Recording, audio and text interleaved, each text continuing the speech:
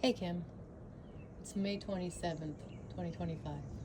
Once again, I started doing stuff and didn't take a before picture. So I'm going to do my best. We got an empty jug here. We got a half empty jug here.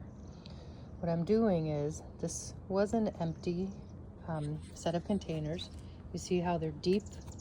A lot of seedling containers are not this deep.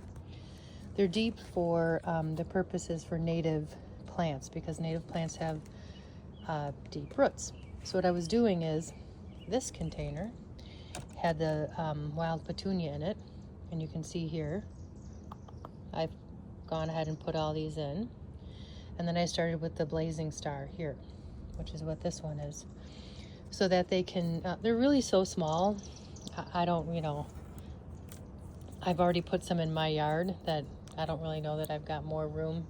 At least I want to see how things turn out. So I'm going to put them in here so they can grow during the summer, and then fall is also a good time to transplant. So I figured maybe I can transplant some into other people's yards or into your yard. This was a look at this. This I think was the one that blew over in the winter, and like you see, some of these are empty. But what I tried to do is, they were very low, and so I put soil underneath to get them up higher. But I think I'm going to put some more soil on the top, because you can see the spaces.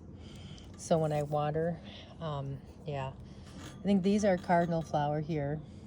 This is, this row is Penstemon digitalis, foxglove beard tongue, but I think this one sticking out is also a cardinal flower that, with the shifting, got down there. And then you can see these two rows are supposed to be cardinal flower, and those are very little.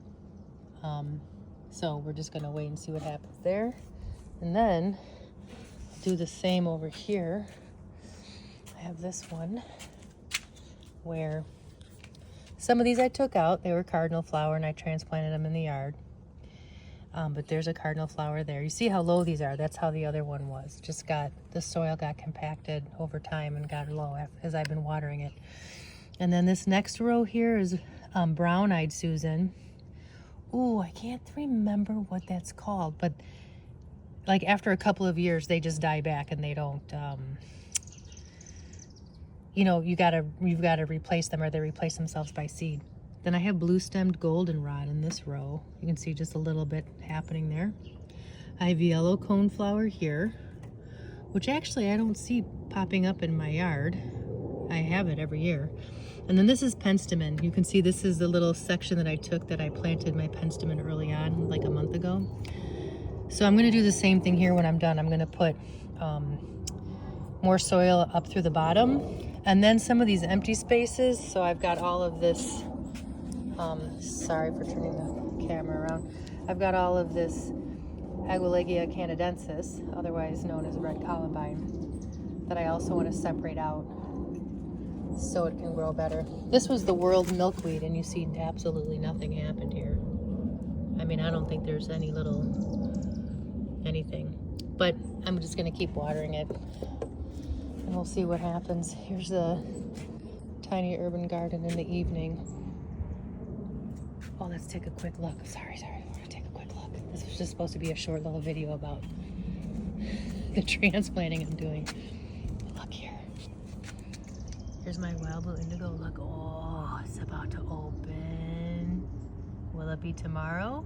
Will it be after the rains in a couple of days when it's like 70? Ooh. Oh, and there's a chickadee. And chimney swifts. All right, that was my short video.